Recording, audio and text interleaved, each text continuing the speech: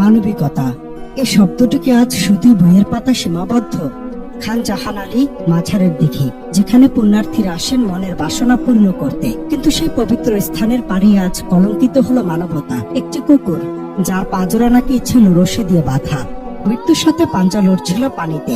সে বাঁচতে চেয়েছিল, বারবার তীরে ওঠার চেষ্টা করেছিল, কিন্তু তার সে আকুল আকুতি কি পৌঁছাতে পেরেছিল সেখানে দাঁড়িয়ে থাকা কয়েকশো মানুষের কানে?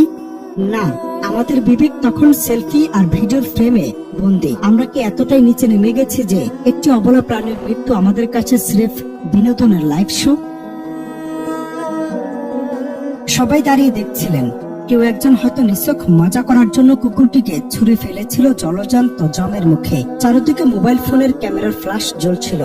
সবাই সেরা অ্যাঙ্গেল খুঁজছিল সেই বিভৎস দৃশ্য ধারণ করতে, অথচ চাইলে কেউ একজন হাত বাড়িয়ে তাকে টেনে তুলতে পারতেন। কিন্তু আমাদের জীবনের কাছে ভিডিওর ভিউ আর লাইক আজ বড় হয়ে দাঁড়িয়েছে। ধীরে ধীরে জমদূত হয়ে এগিয়ে এলো কুমিরটি, আর সেই অসহায় প্রাণীটির বাঁচার শেষ চেষ্টা মিলিয়ে গেল পুকুরের অতল গহ্বরে। মানুষ দেখলো, হাসলো এবং ভিডিও ধারণ করলো, কিন্তু মানবিকতা, সে তো আগেই ডুবে মরেছে।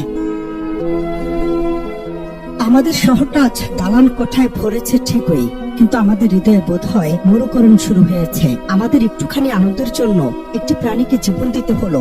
আমরা কি একবারও ভেবেছি সেই অবলা জীবটার জায়গা যদি কোনো মানুষ হয়ে থাকতো, আমরা কি তখনও ভিডিও করতাম? এই শহর এখন কেবল নিজের কথা ভাবে, নিজের স্বার্থ আর সস্তার বিনোদন খোঁজে। অন্যের রক্তে রঞ্জিত হওয়া দৃশ্য দেখে যাদের উল্লাস জাগে, তাদেরকে আদৌ মানুষ বলা চলে?